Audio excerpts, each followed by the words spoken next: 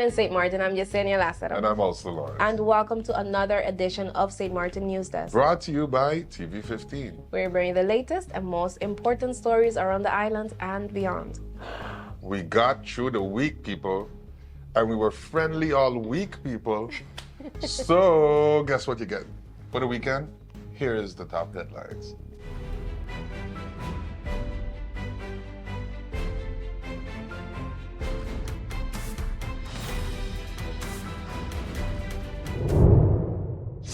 Honorable Prime Minister Dr. Luke Mercelina firmly dismissed any attempts to break up the current governing coalition, calling such moves a direct attack on St. Martin's democracy and the people's mandate. He stated that the coalition, formed after the August 2024 elections and in office since November, remains united and focused on national priorities. Any MP trying to disrupt this coalition is going against the voters and threatening our democratic stability, said Mercelina. He also criticized foreign media, particularly outlets in Curaçao, for spreading false narratives that damage St. Martin's image. This kind of misinformation is not only irresponsible, it's harmful, he said. Mercelina reaffirmed the government's commitment to tackling real issues like the energy crisis, healthcare, and sustainable development. He urged politicians to avoid distractions and honor the trust of the people. Minister of ASR, the Honorable Richina Brooke, invited the public to our upcoming Small Claims Information Session aimed at empowering residents with legal knowledge to resolve minor disputes. The session, organized by the Community Development, Family and Humanitarian Affairs CDFHA Department, will take place on Monday, June 30th from 6:30 to 8:30 p.m. at the Government Buildings Conference Rooms 1 and 2. Attorney Caroline Van Hees of HBN Law and Tax will lead the session, offering practical guidance on handling small claims, including issues like unpaid debts or property damages. Attendees will learn how to initiate a claim, understand their rights, and navigate the local legal process with confidence.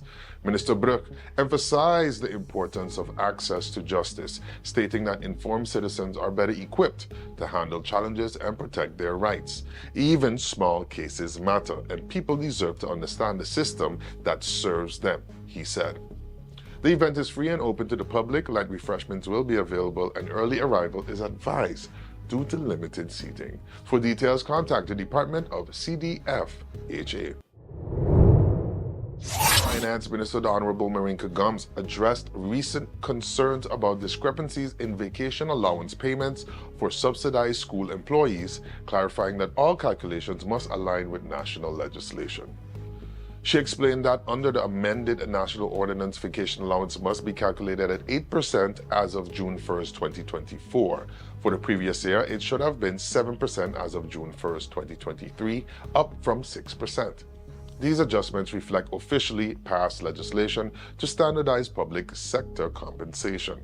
In addition, the index salary levels effective January 1st, 2024 and January 1st, 2025 must also be factored into the calculations. Minister Gums stressed the importance of transparency and fairness, affirming that all public employees, including subsidized school teachers, are entitled to accurate, lawful payments. The law must be applied consistently, she said. It's about fairness and doing right by our educators and civil servants. The Ministry of Finance remains open to questions and encourages any parties needing clarity to reach out for further assistance. The Honorable Justice Minister Natalie Tacklin wrapped up a visit to the Council of Europe, where she updated the Committee of Ministers on St. Martin's progress following the Corallo versus the Netherlands judgment on detention conditions.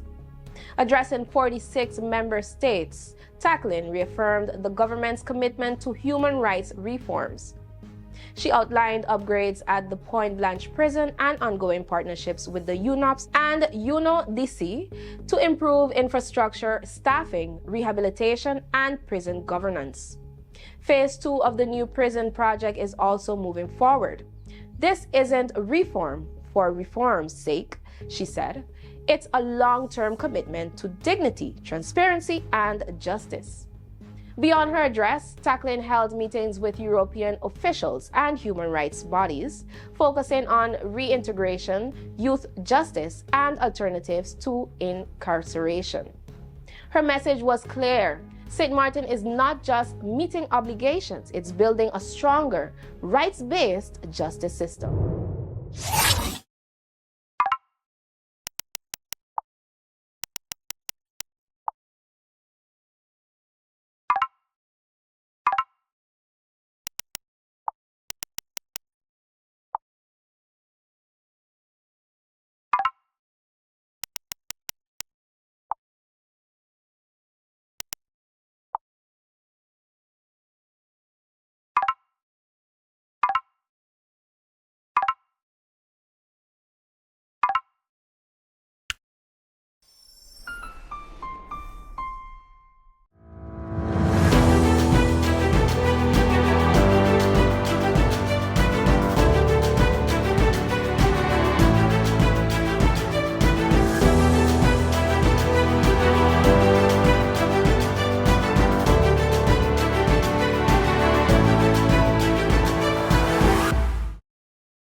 Let's put everything on the table. People always give their opinion, and you can either take it or crunch it. Let them judge. We give in to the most irresistible flavor. We devour every nugget that falls in our hands, especially when it's our crunchy fried chicken. And let the crumbs fly if needed. Let them keep judging. We'll keep indulging. KFC, it's finger-licking good. Hello, my people. Make sure you tune in to Sit, Sip, and Chat every Monday at 5 p.m. on TV 15 and every Wednesday at 8:30 p.m. And make sure tune in to the Late Night Show with Andrew Dick from Monday to Friday at 10 p.m. with a repeat in the afternoon for no reason. In the afternoon, the Late Night Show at 3 p.m. Thank you, TV 15. Thank you, TV 15. Make sure to tune in. Make sure to tune in to the Late Night. And Sit, Sip, and Chat. Late Night. About 2 weeks into the 2025 hurricane season, the Ministry of Vromi stepped up efforts to prevent flooding by enforcing a proactive trench inspection and cleaning protocol. The Infrastructure Management Department activated its hurricane preparedness plan, coordinating with contractors to inspect key drainage trenches across 4 island zones. Focused inspections target major trenches like Rolanda's Canal, Point Blanche, Carolita, Milton Peters, Belvedere, and Dutch Quarter, known for flood risks. Contract managers oversee site visits and quickly deploy cleaning crews when blockage or debris buildup are found, ensuring stormwater flows freely to reduce flooding. Honorable Minister Patrice Gomes emphasized the importance of maintaining drainage health, highlighting early alerts to cleaning teams as critical to rapid response. He also urged residents to avoid littering near drains to support flood prevention. Updates are available through official Ministry of Vromi channels. The Bank van Curaçao and St. Martin CBCS increased the maximum walk-in Antillean Guilder to Caribbean Guilder exchange amount from 2,500 guilders to 20,000 guilders effective immediately. This change allows individuals without bank accounts to exchange up to 20,000 guilders at the CBCS without an appointment. Exchanges over 20,000 guilders still require an online appointment and verification of funds origin. CBCS continues to enforce anti-money laundering regulations in its exchange procedures. The CBCS also addressed community concerns about commercial bank fees for Antillean guilders to Caribbean guilders exchanges and the limited denominations available at some ATMs. In coordination with banks, it was agreed that at least one fee-free exchange option would be offered, including free exchanges for account holders and walk-in exchanges at CBCS for non-account holders. The Antillean Guilder will cease to be legal tender from July 1st, 2025, but can still be exchanged at banks until March 31st, 2026, and at CBCS until March 31st, 2055. CBCS warned against exchanging currency on behalf of others for compensation, citing risk of fraud and money laundering. For more details, they're available on the website of the CBCS. June 11th to 17th, 2025, the International Monetary Fund, known as the IMF, conducted its annual Article 4 mission in St. Martin. The delegation engaged with government officials, the central bank, and private sector representatives to review the country's economic performance and policies. On June 17, the Minister of Finance met with the IMF team to discuss preliminary findings. These consultations helped the IMF assess macroeconomic conditions and offer policy recommendations to support financial and economic stability. The full Article 4 report is expected to be published in the third quarter of 2025. Milton Peters College, MPC, and Sundial School announced the 2024-2025 first period exam results, highlighting student resilience amid challenges. At MPC, 52% of 189 students passed, 26.5% qualified for resits, and 17.5% failed, with 4% absent due to illness and scheduled for resits. Sundial School saw a 72% pass rate among 50 students, with 18% eligible for resits and 10% failing. Education Director Sergio Lomont praised students' dedication and acknowledged the need for improvement. The final results will be released after resits conclude on June 21st, 2025.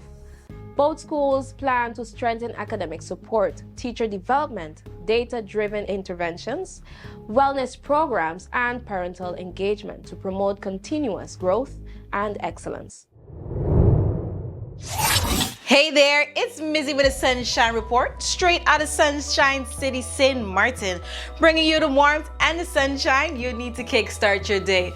Let's dive into today's forecast and see how the skies are treating us.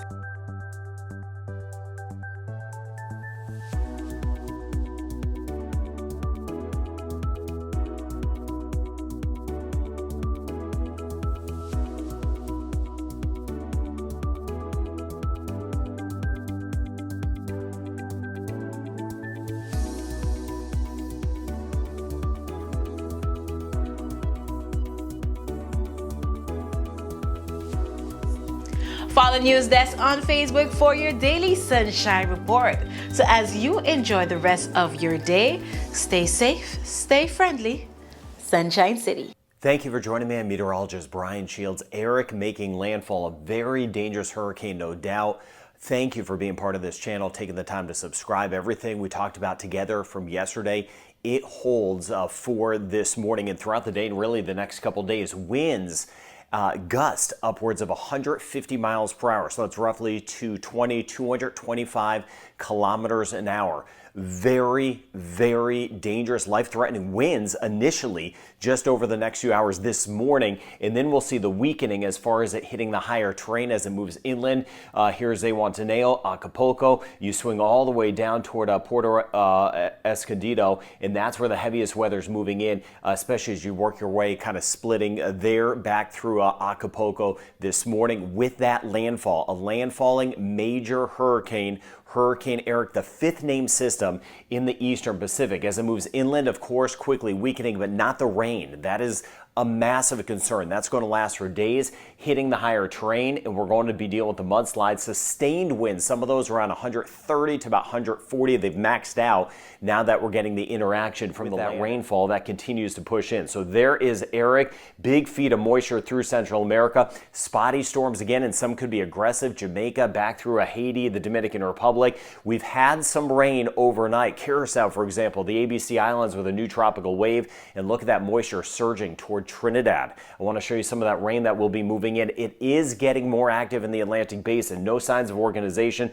but a big tropical wave getting closer to Trinidad, moving into Guyana, watching northeastern Venezuela. More tropical waves pumping off the coast of Africa. So while they're not developing initially, that's feeding in more moisture across the Atlantic Basin, and that will set the stage for further development, especially as we work our way into next month. So there's what's left of Eric as it makes landfall this morning. Shouldn't even say what's left of it. It's It's a massive system, as we well know. And then you see that moisture feed into Honduras, Nicaragua, and then there's some of the spotty storms, northern Caribbean, southeastern Caribbean. We'll be watching some of that rain that will be starting to move in. So as we take you through the day, could see some rain right on the edge of Trinidad and Tobago, mainly south side of Trinidad back through northern Venezuela. But tomorrow, Puerto Rico, hit or miss storm. There's that moisture feeding into Mexico, and there's that heavy rain. Parts of Belize, Honduras, all kind of enhanced, Nicaragua, El Salvador, Costa Rica, and Panama. And there's that new tropical wave in the southeastern Caribbean. Again, not a named system, but that could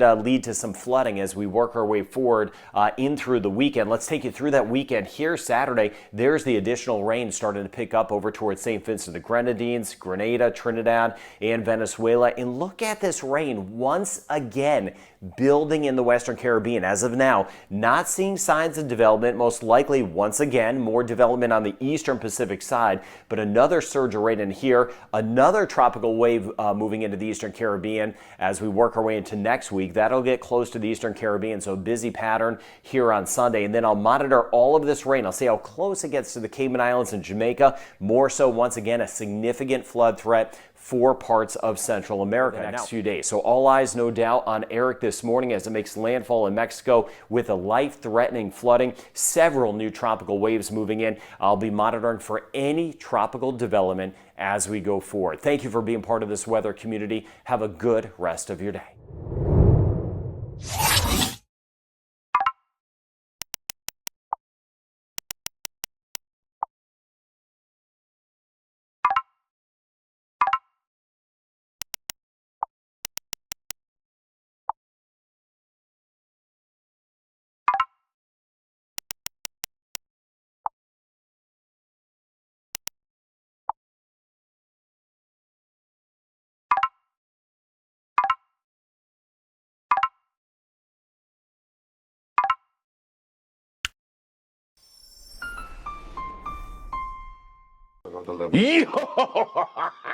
What is it? Guess what? I got an idea.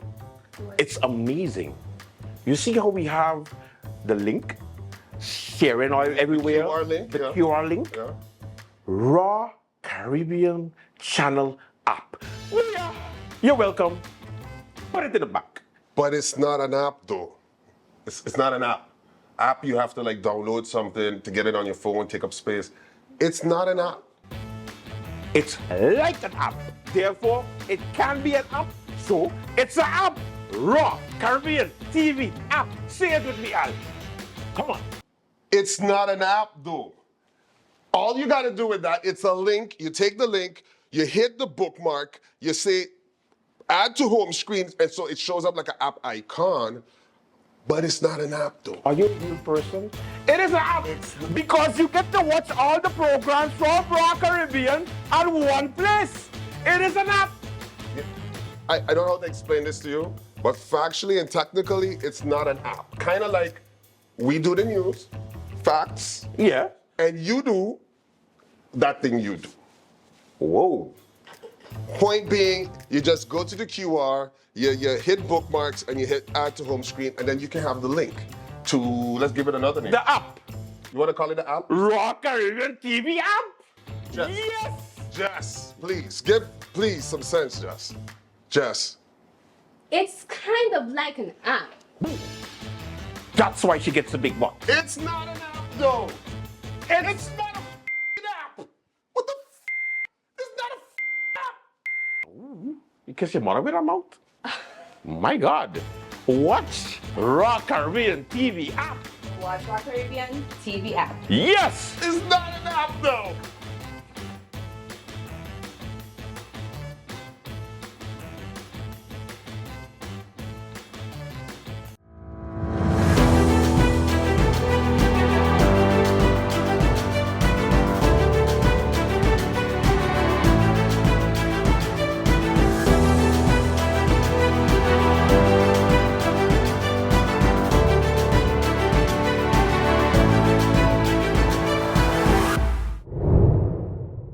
Phillipsburg will soon feature a new 3-story mural celebrating Louis Porkchop Lambert Richardson, a beloved local icon known for his music, sports, carnival creativity, and community spirit.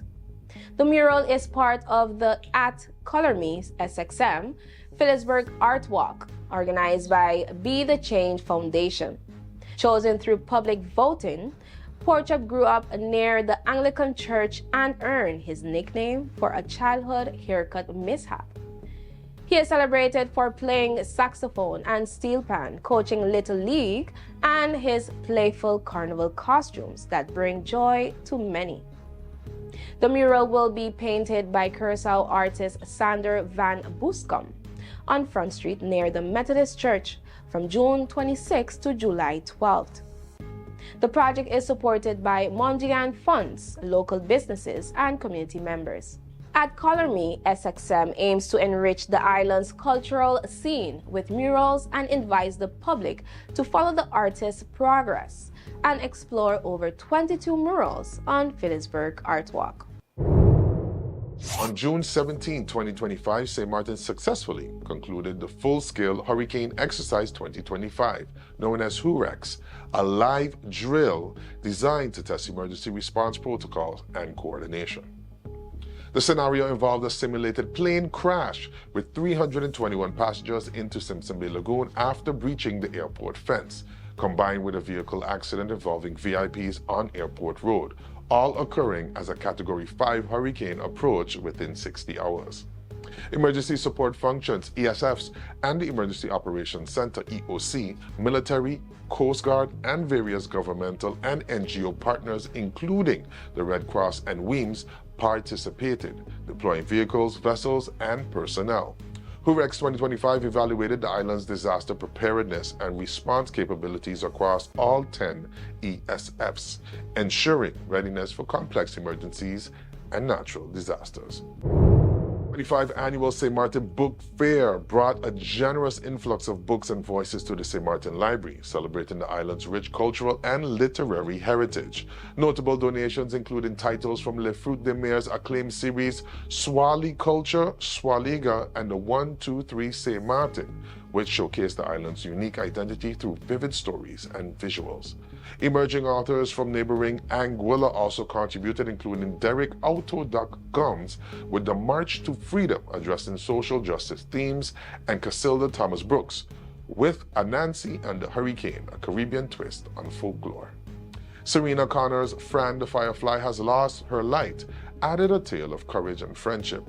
Merlin Joseph of the Book Fair Committee praised the event as a celebration of the island's literary spirit, while librarian Marilyn Powell welcomed the new works into the library's collection. The library continues to promote literacy and cultural preservation, fostering a deep love of reading for all generations.